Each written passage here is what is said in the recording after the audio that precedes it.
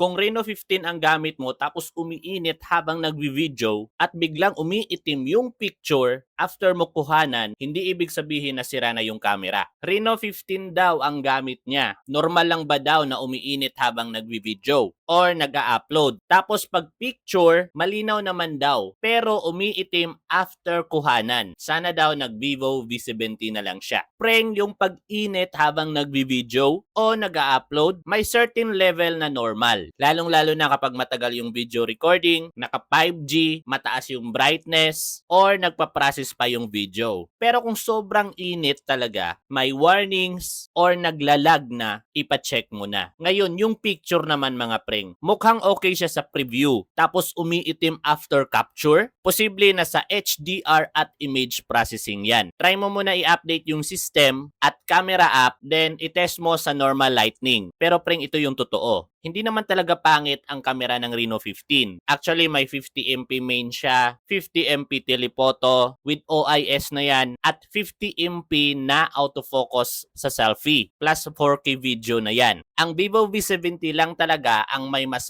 focus na setup with 50MP Zeiss camera na mayroong 3 times optical telephoto at 50MP din na selfie camera. Pero ito yung real talk mga preng. Kung camera ang number 1 priority mo, Vivo V70 talaga ang mas pipiliin ko. Pero kung Reno 15 ang nabili mo, huwag ka munang maghinayang. Baka setting or processing lang yung problema sa unit mo.